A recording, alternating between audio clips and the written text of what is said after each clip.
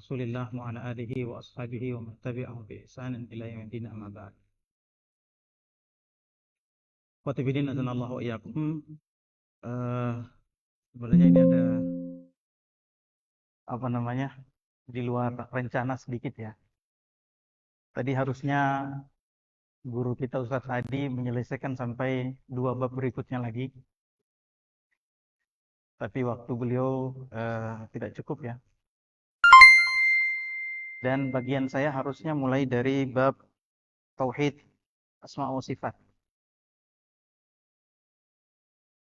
Jadi ana kasih PR sama antum kembali ke daerah antum, kemudian belajari itu di hadapan ustadz-ustadznya antum tauhid rububiyah dan tauhid asma wa sifat. Tauhid apa? Uluhiyah. Tapi sebelum saya lanjut, saya mau berikan pertanyaan dulu sama antum.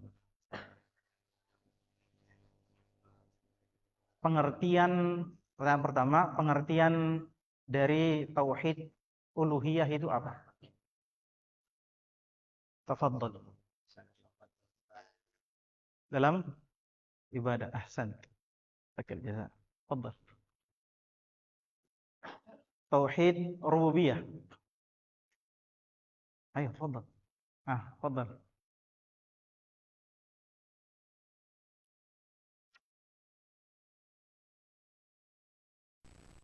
Yakfi insyaallah. Tafadhal. Naam, kita lanjut. Ya, sudah ya, selesai. Tauhid rububiyah dan asma wa sifat. Mentauhidkan, mengesahkan Allah Subhanahu wa taala dalam perbuatan-perbuatannya, dan sebagai konsekuensinya tauhid uluhiyah, pengesaan hamba dalam ibadah kepada Allah Subhanahu wa taala. Baik, kita masuk ke halaman 22.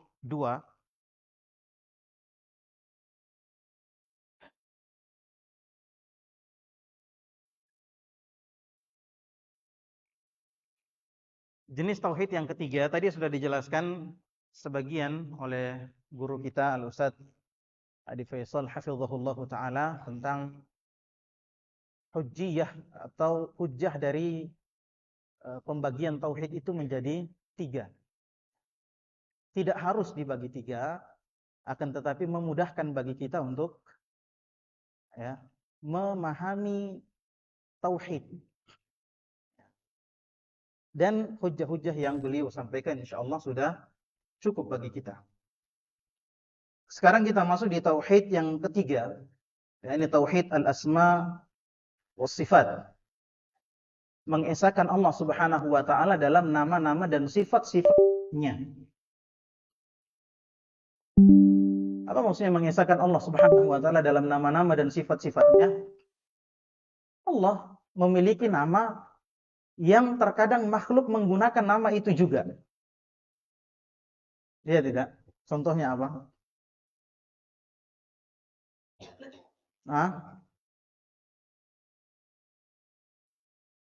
Rahim, Rahman. Tidak boleh pakai nama Rahman ya. Tidak boleh. Harusnya Abdurrahman. Baik. Atau sifat yang ada pada Allah dan nama dari sifat itu juga ada pada makhluk. Contoh sifat kasih sayang, ya kan? Ada pada Allah dan ada pada makhluk. Terus apa maksudnya mengesahkan Allah dalam asma wa sifat?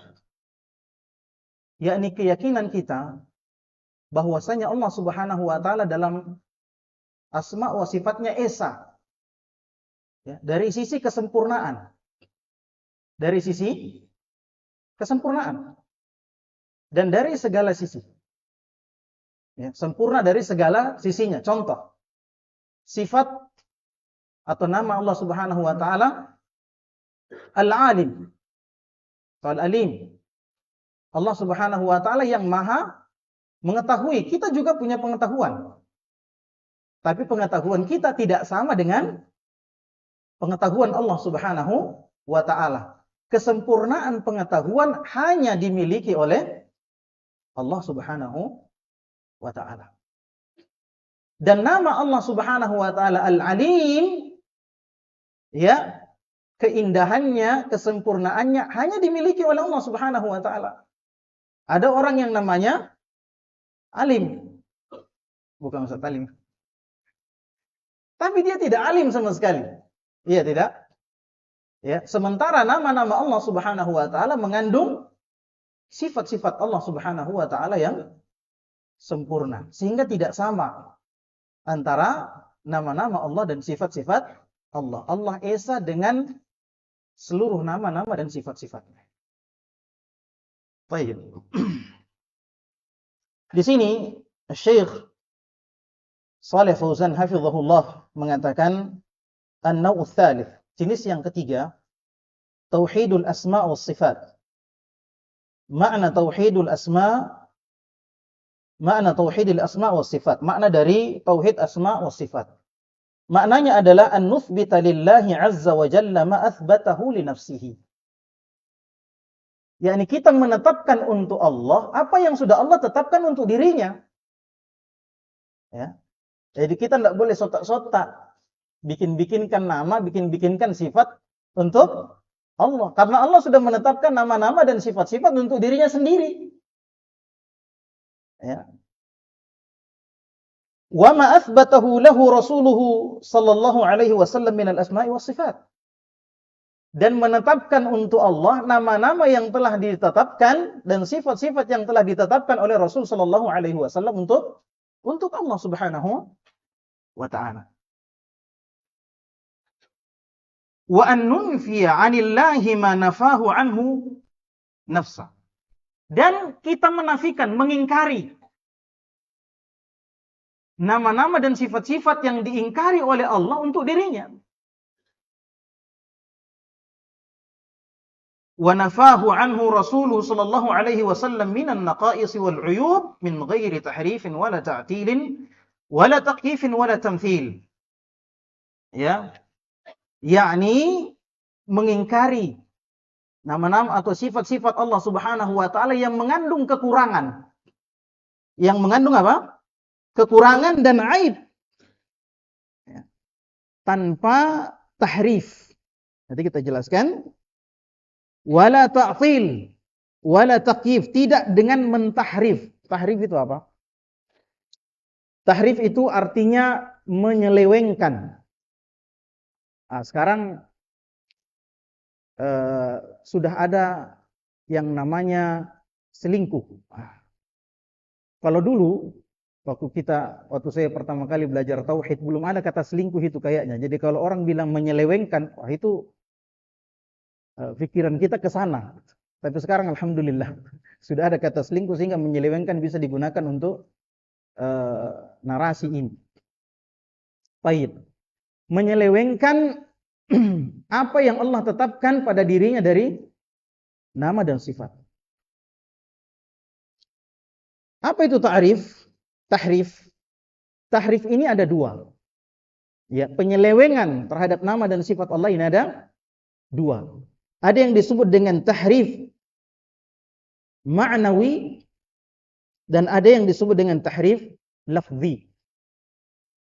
Ya.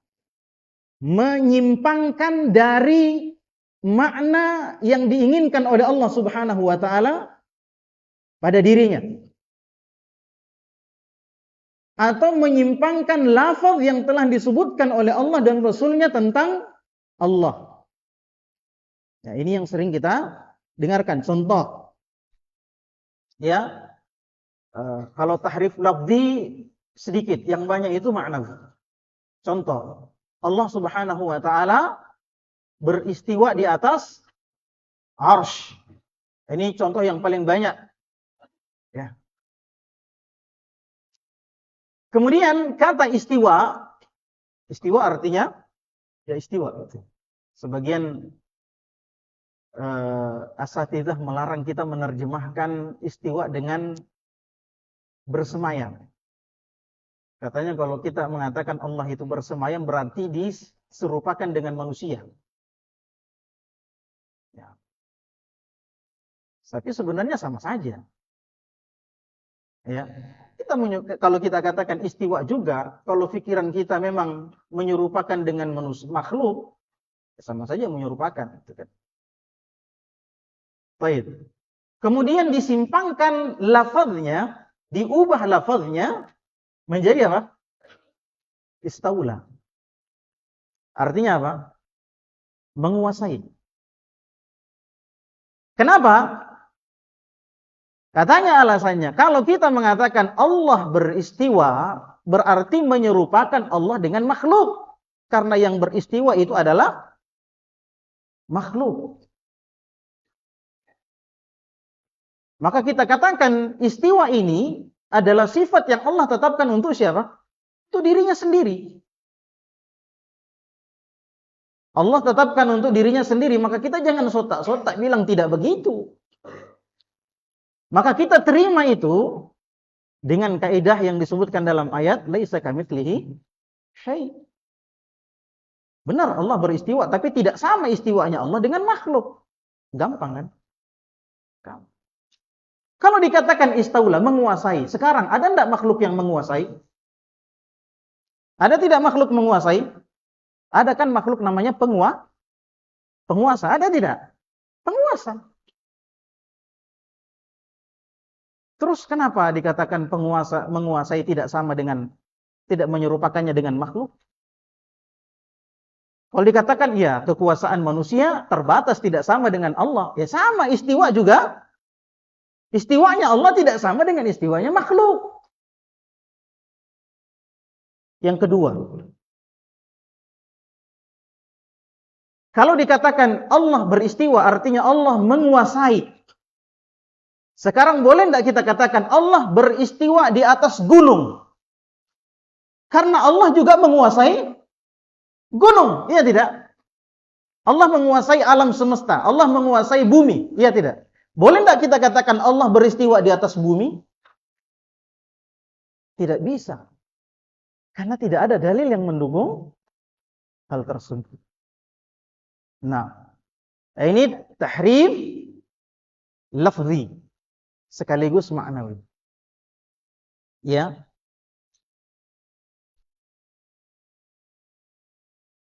Akan tetapi ikhwan fillah azanallahu iyyakum, orang-orang yang mentahrif seperti ini, menyelewengkan maknanya atau menyelewengkan lafaznya, itu menyebut apa yang mereka lakukan itu sebagai takwil.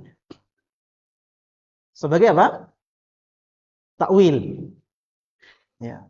Kami tidak la nuharrif, kita tidak mentahrif. Kami hanya mentakwil. Kita katakan itu tidak tepat. Alasannya apa? Yang pertama, takwil bisa bermakna baik dan bisa bermakna tidak baik. Takwil bisa bermakna baik, bisa bermakna tidak baik. Kalau seseorang mentakwil dengan dalil, maka itu baik. Itu baik. Itu yang disebut dengan tafsir. Contohnya apa? Ada yang bisa kasih contoh? Ada yang bisa kasih contoh? Ayo ikhwan.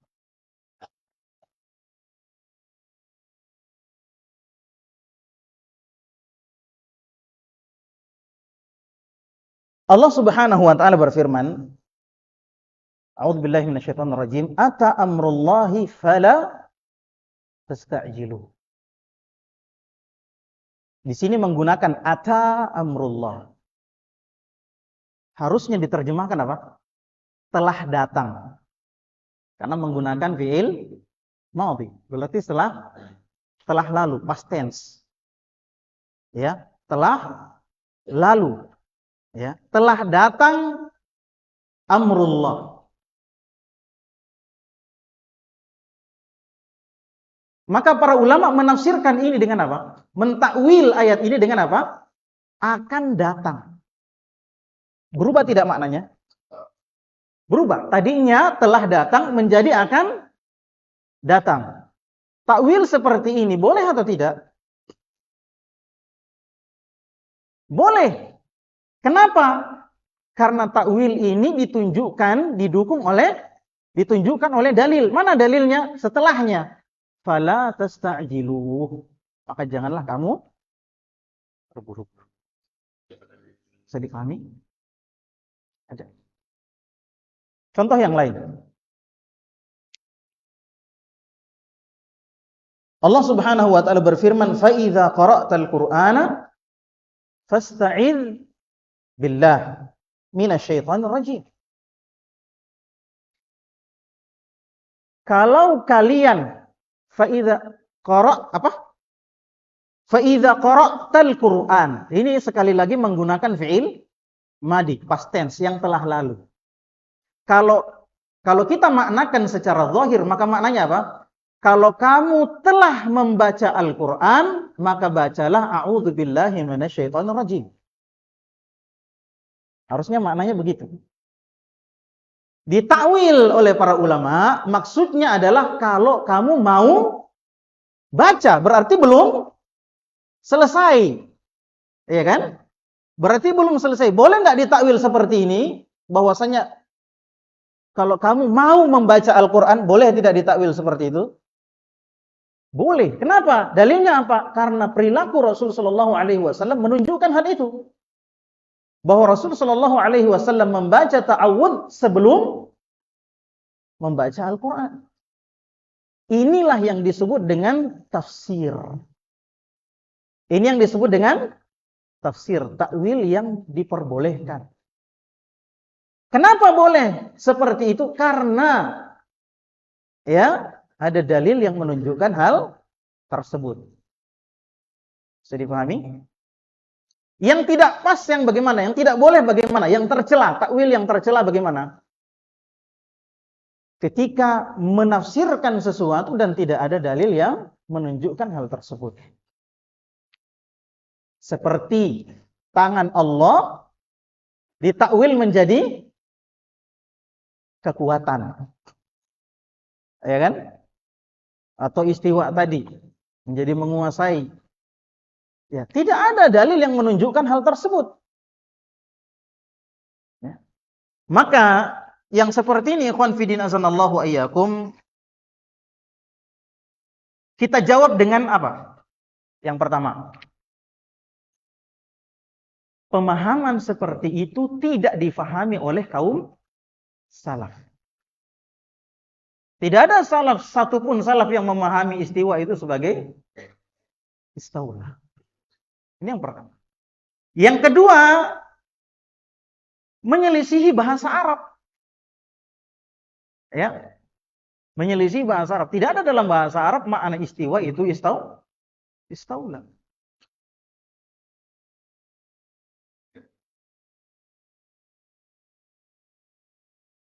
Yang ketiga, tidak ada dalil yang menunjukkan apa yang mereka tafsirkan. Kalau tidak ada dalil yang menunjukkan apa yang mereka tafsirkan, maka ya hal itu tetap harus berada pada makna zahir. Ya.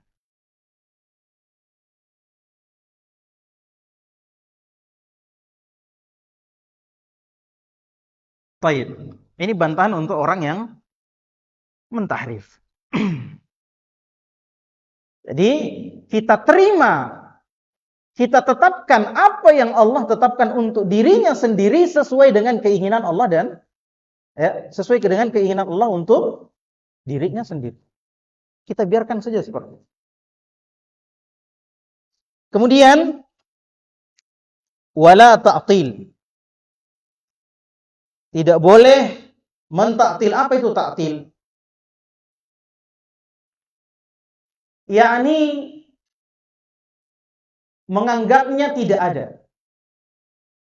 Menganggapnya apa? Tidak ada. Ada sekelompok orang yang menganggap nama-nama Allah atau sifat-sifat Allah itu tidak ada. Ya, sifat-sifat Allah itu tidak ada. Atau punya nama tapi sifatnya tidak ada. Ini tidak diperbolehkan. Baik tidak mengakui semuanya atau tidak mengakui sebagian dari nama-nama dan sifat-sifat Allah Subhanahu wa taala.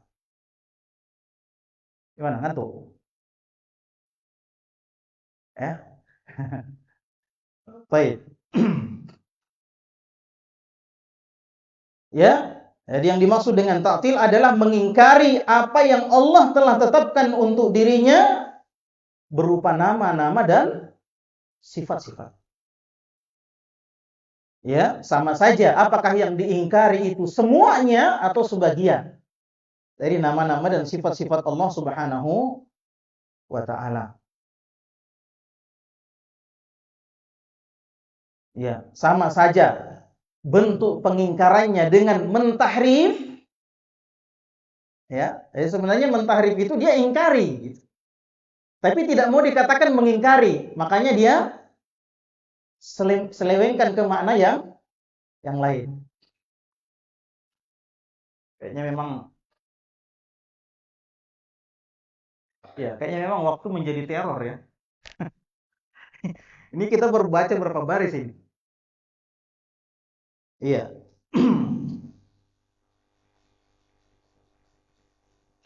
Kalau begitu, apa bedanya ta'til dengan tahrif?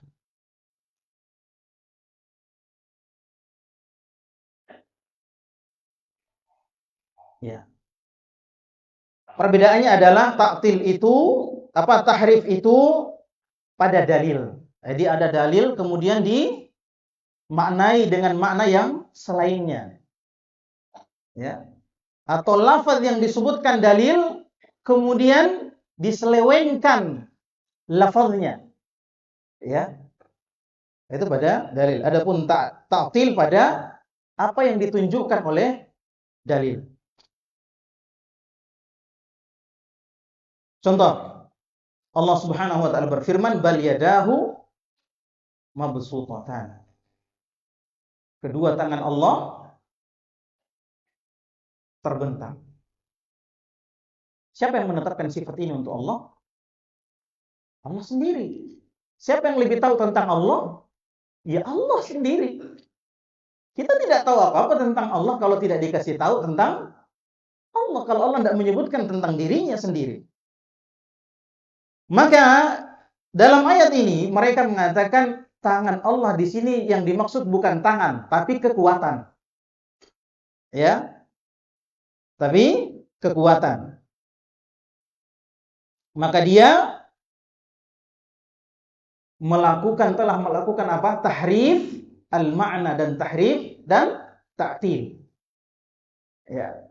Dia tidak mengakui maksud dari apa yang dimaksudkan oleh Allah Subhanahu wa taala berupa tangan. Dan dia menyimpangkan, mentahrif makna tangan yang sesungguhnya dari menjadi makna yang lain, yakni makna kuat. Padahal yang diinginkan oleh Allah dengan tangan di situ apa? Ya tangan. Tangan Allah. Yang diinginkan oleh Allah dengan kata tangan di situ apa? Ya tangan, maknanya tangan adalah tangan. Maka mereka menyimpangkan makna tangan itu menjadi kekuatan. Dan tidak menerima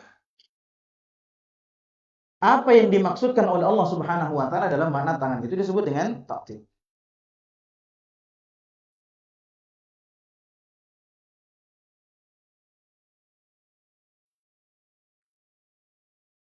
Nah, sekarang ada yang namanya tafwid. Ya. Apa itu tafwid? Allah itu memiliki ilmu, namanya Al-Alim. Allah itu memiliki apa? Allah itu memiliki ilmu. Ya sudah. Allah itu namanya Al-Alim. Allah itu memiliki nama Al-Alim, yang Maha mengetahui, tapi Allah tidak punya pengetahuan. Allah itu beristiwa di atas arsy. Ya sudah, anggap saja Allah beristiwa tapi sebenarnya tidak beristiwa gitu. Apakah Ahlus Sunnah mentafwid?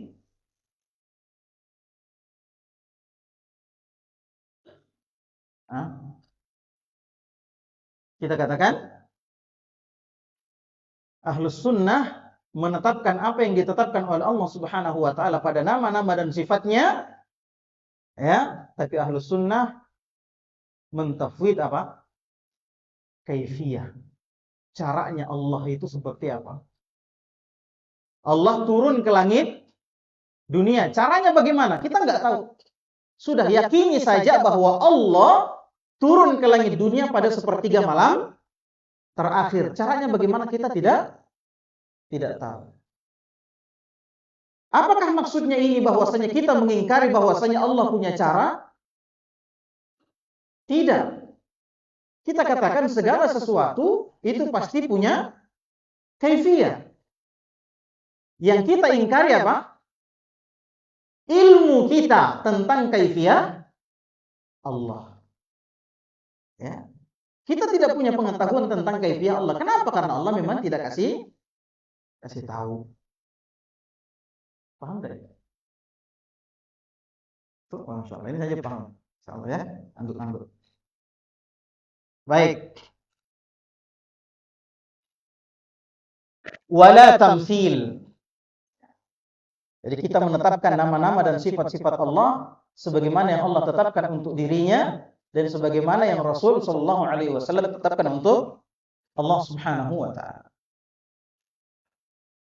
Tanpa tamtsil, tanpa menyerupakan Allah Subhanahu wa taala. Apa itu tamtsil? Yakni menyerupakan Allah dengan makhluk.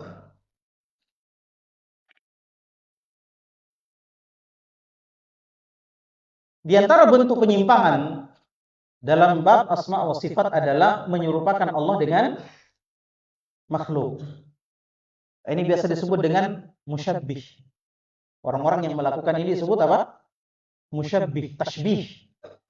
Orang-orang yang menyerupakan Allah dengan makhluk. Ikhwan fillah azanallahu wa iyyakum, kalau kita mendengar kajian-kajian para asatidzah kita, kajian para ulama, kita baca di buku-buku mereka, maka kita akan mendapatkan Ahlus Sunnah sepakat bahwasannya Ahlus Sunnah tidak menyerupakan Allah dengan makhluk. Laisa kamitslihi syai' wa huwa samiul basir. Itu kita sepakati. Oke? Tetapi kenapa sebagian manusia masih menuduh kita dengan musyabbih? Sekadaliku? Ya. Akun saya sering diserang tuh. Wah, ini musyabbih. Kenapa? Kita perlu lihat dulu apa sebabnya orang menuduh kita seperti itu. Kita katakan enggak. Saya tidak menyerupakan Allah dengan makhluk. Tapi mereka tetap menyerang kita. Kenapa? Ternyata persepsi kita memang berbeda. Persepsi kita memang berbeda. Kita katakan, kita menetapkan sifat-sifat Allah Subhanahu wa taala. Sifat-sifat Allah itu ada dua. Ada yang namanya sifat dzatiyah, ada yang namanya sifat fi'liyah. Ya, sifat dzatiyah terbagi dua. Ada yang namanya maknawi, ada yang namanya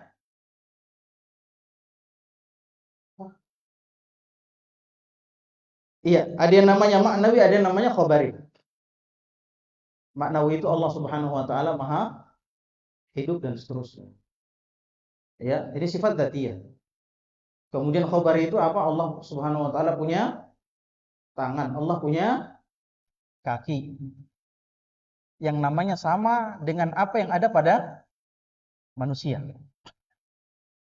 Itu sifat dzatiyah. Sifat fi'liyah terbagi dua. Ada yang kita ketahui sebabnya, ada yang kita tidak ketahui sebabnya. Yang kita ketahui sebabnya apa? Misalnya Allah punya sifat yang namanya ridha. Allah punya sifat yang namanya al-ghadab. Ya. Ini kita ketahui sebabnya. Allah marah kalau hambanya melakukan sesuatu yang membuat Allah marah, kan gitu. Dan ada yang kita tidak ketahui sebabnya. Seperti apa Allah turun ke langit dunia pada sepertiga malam terakhir. Baik. Nah, kita katakan, kita kembali ke sifat dzatiyah tadi. Kita menetapkan apa yang Allah tetapkan untuk dirinya. Misalnya Allah punya tangan, bal yadahu mabsutatan, Allah sendiri yang tetapkan. Allah punya wajah, dalil. Wa yabqa wajhu rabbika. Nah, ahsantum. Apa lagi? Ya. Allah punya kaki. Kenapa? Marah mungkin? Ya. Allah punya kaki. Allah punya jari-jari. Iya kan? Hati manusia berada di antara dua jemari Allah. Yuqallibuhu kaifa sya'. Dalil-dalil yang ada menunjukkan hal ini, maka kita tidak boleh mengingkari. Magi, mencari apa? Ayo. CD2.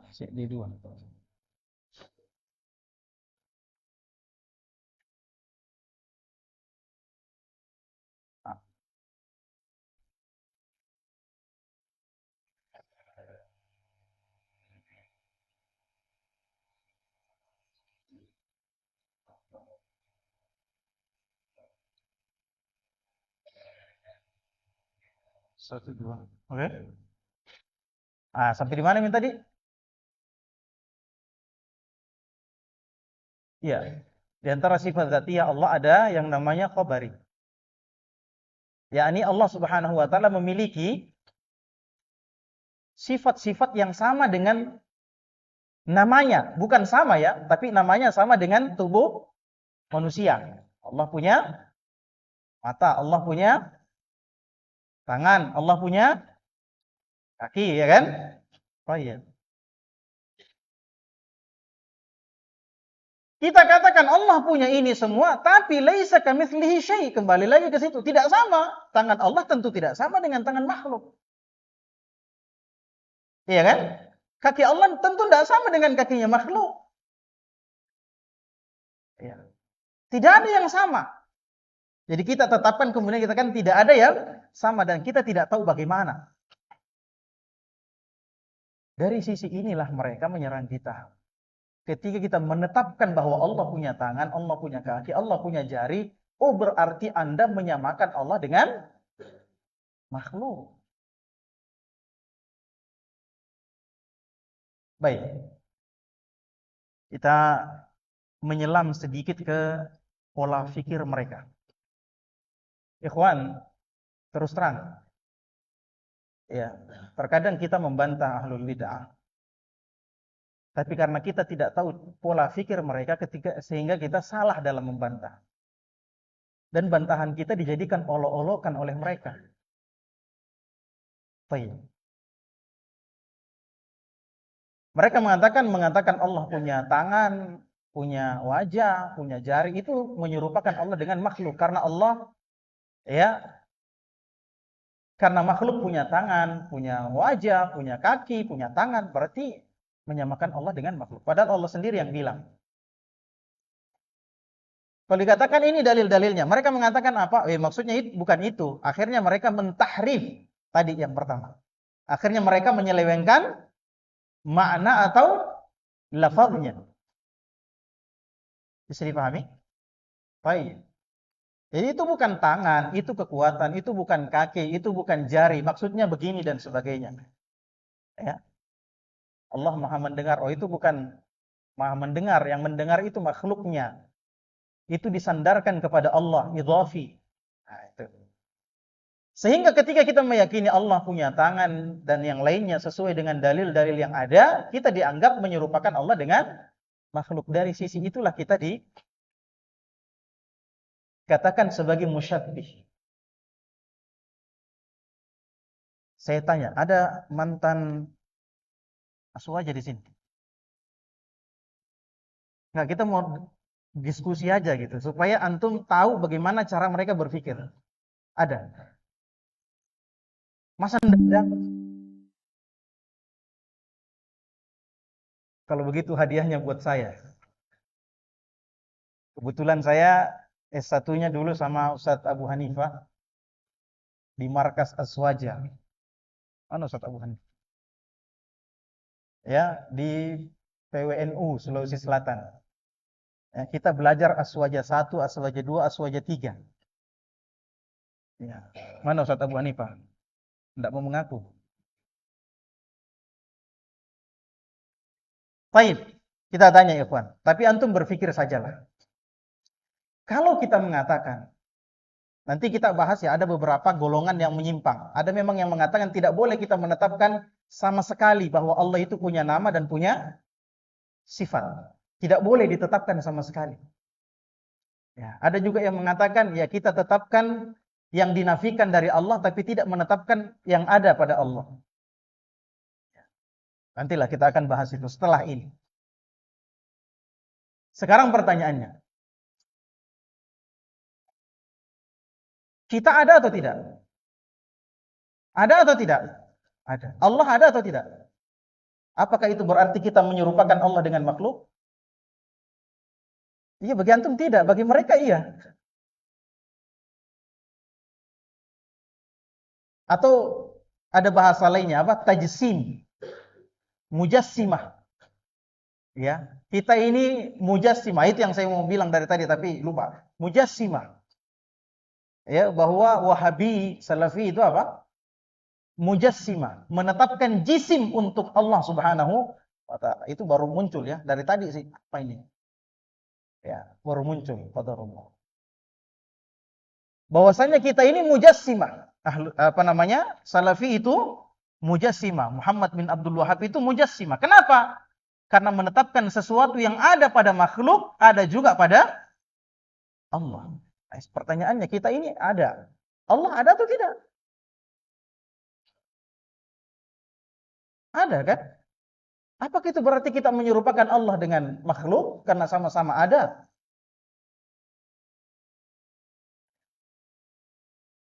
Kalau memang sama sekali tidak boleh. Jadi mereka pikirannya apa yang ada pada makhluk sama sekali tidak boleh ada pada Allah. Tujuannya baik. Tanzihur Rabb, membersihkan Allah dari sifat-sifat yang serupa dengan makhluk. Dalilnya apa? Itu tadi sama dalilnya kita, laisa kamitslihi syai'. Ya. Tapi salahnya mereka menyerupakan dulu baru menafikan. Kalau dikatakan Allah punya tangan, oh berarti Allah punya tangan kayak kita. Ah, tidak benar itu. Jadi mereka mentajisim dulu, baru mengingkari. Ya, makanya para ulama mengatakan mereka asalnya orang-orang yang menafikan sifat-sifat Allah itu sebenarnya mujassimah.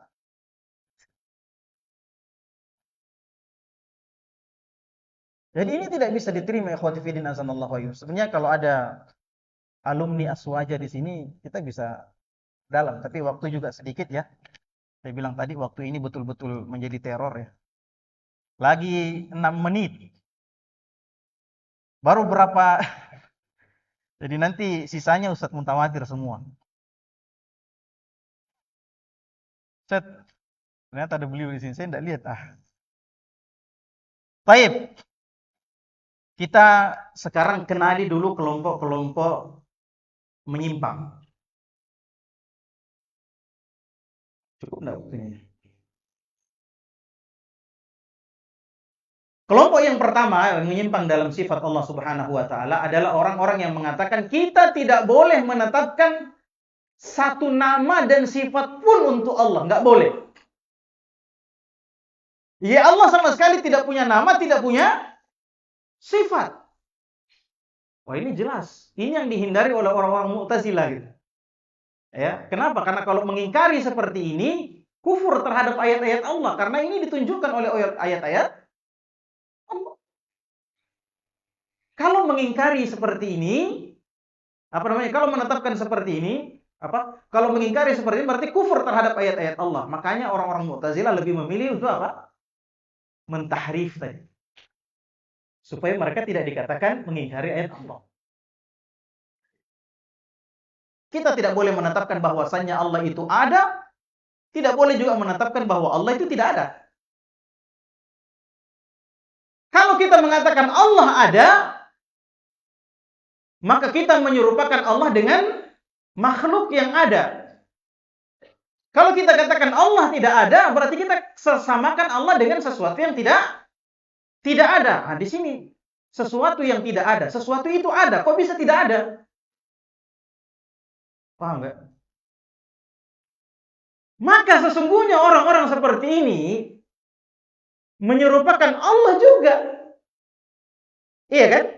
Mengatakan Allah itu tidak boleh ditetapkan bahwa dia ada dan tidak boleh juga ditetapkan bahwa dia tidak ada. Kalau kita katakan Allah ada, berarti kita samakan dengan makhluk yang ada. Kalau kita katakan Allah tidak ada, berarti kita katakan Allah sama dengan yang tidak ada. Mereka mau lolos dari penyerupaan terhadap makhluk, tapi caranya keliru. Niatnya benar, caranya keliru. Kita katakan kalau begitu berarti Anda menyamakan Allah juga sama. Menyamakan Allah dengan apa? Sesuatu yang mustahil. Iya kan? Dia ada, dia tidak ada, tapi juga tidak ada. Berarti mustahil. Dia yang pertama, kelompok yang pertama. Penjelasannya panjang, itu silakan nanti buka penjelasannya Syekh Utsaimin dalam Syarah Aqidah Wasithiyah. Iya. Baik. Yang kelompok yang kedua, mensifati Allah dengan an-nafi. Ya, pengingkaran, tapi tidak mensifati Allah dengan al-itsbat, penetapan. Contoh. Allah di antara sifat Allah adalah atau nama Allah adalah Hayy. Hayy. Ya. Allah itu Maha hidup. Ini penetapan sifat hidup bagi Allah. Ya. Ingat tadi dikatakan apa? Kita tetapkan pengingkaran kepada Allah tapi tidak menetapkan penetapan. Tidak mengakui adanya penetapan. Kalau kita mengatakan Allah Maha hidup, berarti kita menetapkan. Nah, itu tidak boleh. Yang kita tetapkan penafian. Jangan katakan Allah hidup, tapi katakan Allah tidak mati. Paham maksudnya? Kalau kita mengatakan Allah hidup, berarti kita menetapkan sifat hidup bagi Allah. Ya. Itu tidak boleh. Ya. Yang kita tetapkan adalah pengingkaran. Allah tidak mati. Allah Maha mengetahui, itu penetapan, tidak boleh. Karena nanti disamakan dengan makhluk. Jadi jangan katakan Allah itu alim. Tapi katakan Allah itu tidak bodoh. Gitu. Ya. Coba ini. Tidak ada para salaf yang memahami seperti ini. Tidak ada dalil yang menunjukkan seperti itu. Karena dalil yang paling banyak antara pengingkaran dengan isbat, mana yang paling banyak? Isbat. Kelompok yang ketiga, ini kelompoknya Mu'tazilah, menetapkan nama-nama Allah tapi mengingkari sifat. Allah punya nama tapi tidak punya sifat. Kita ketahui ikhwati fillah azanallahu wa iyyakum, nama-nama Allah itu muncul dari sifat-sifat Allah, tapi tidak semua sifat Allah menjadi nama. Tidak semua. Ada 3 bab, ada namanya bab asma, ada namanya bab sifat, ada yang namanya bab al-khabar. Ya. Bab sifat lebih besar daripada bab asma. Bab khabar lebih apa namanya? Lebih luas daripada sifat. Tapi asma dan sifat tauqifi. Ya, tidak boleh kita tetapkan kecuali dengan adanya dalil Al-Qur'an Sunnah. Ya. Itu nama dan sifat. Kalau khabar boleh.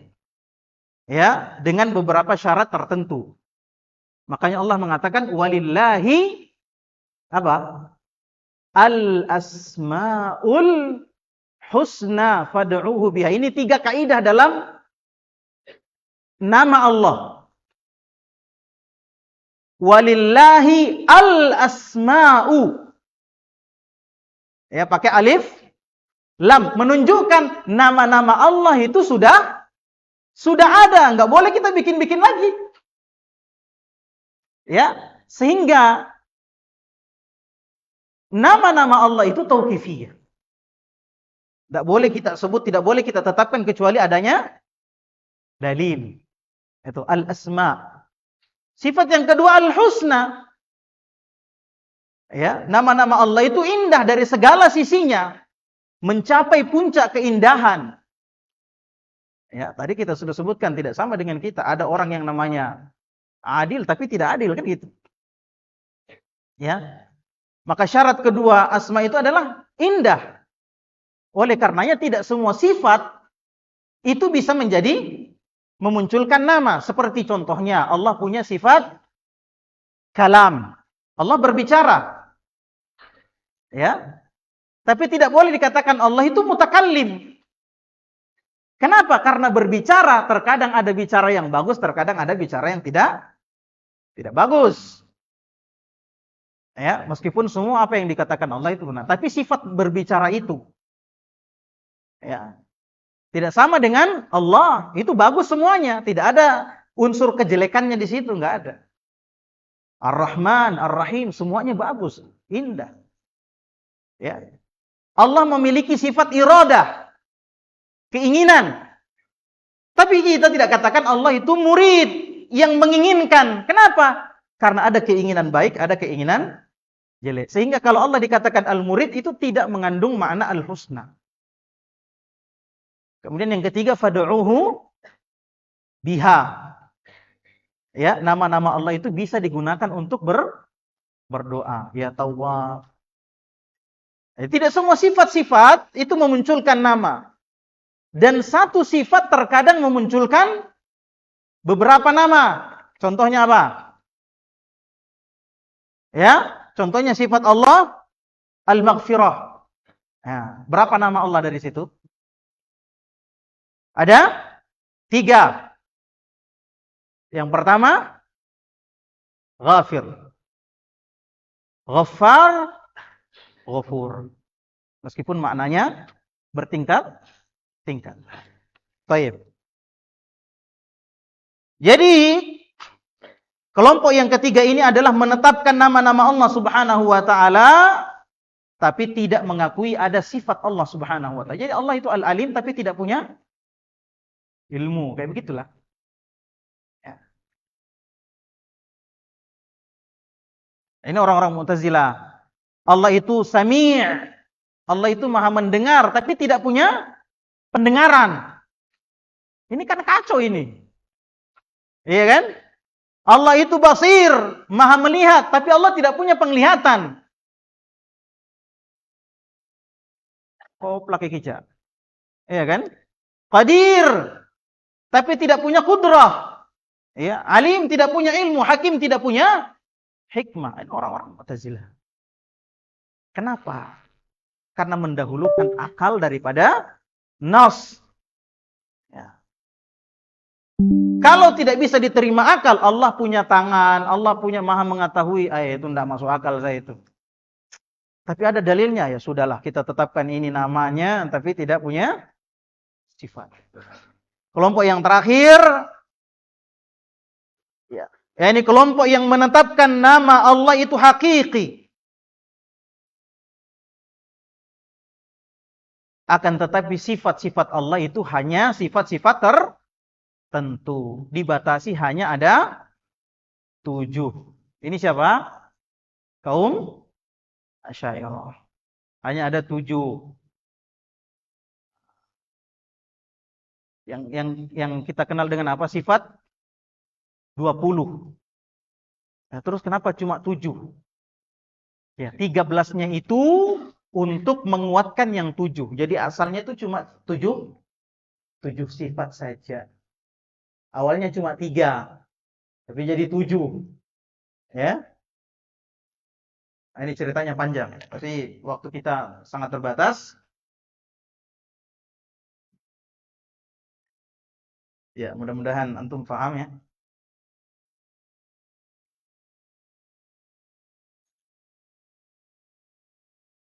Nah, jadi tadi bab al-asma ada yang namanya sifat, kemudian ada yang namanya khobar. Kita memberitahukan tentang Allah Subhanahu wa taala ini tidak perlu ditetapkan langsung oleh ayat atau hadis. Tidak sama dengan asma wa sifat tadi. Nama harus betul-betul nama yang disebut atau sifat harus betul-betul sifat yang disebutkan dengan dalam dalil. Tapi khobar tidak mesti. Ya, tidak mesti. Asalkan ditunjukkan oleh dalil bahwa itu ada. Contohnya Allah itu qadim.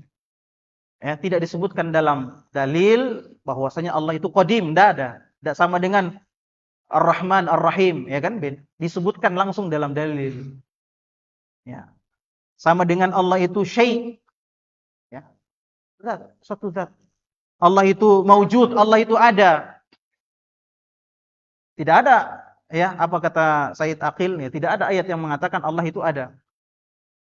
Tapi semua ayat menunjukkan kalau Allah itu ada. Masa ada kalamnya terus yang bicara tidak ada? Ya. Dengan syarat khobar ini, dengan syarat Allah yakuna fil khabar ma yunqisu an sifatir rabb. Ya. Yakni di dalam khobar itu tidak ada yang mengurangi, ya, kadar dari sifat Allah Subhanahu wa taala. Ya. Jadi kita sudah menyelesaikan 6 baris. Waktunya sudah habis. Kita tutup. Subhanakallahumma bihamdik asyhadu an la ilaha illa anta astaghfiruka wa atubu ilaik wa akhiru alhamdulillahirabbil alamin. Assalamualaikum warahmatullahi wabarakatuh.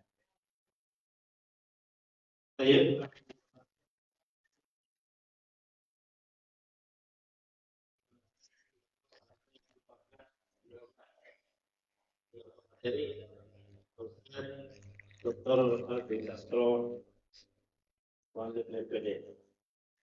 Kami informasikan bahwa sesudah ini kita istirahat, sholat, makan sampai jam 13.30.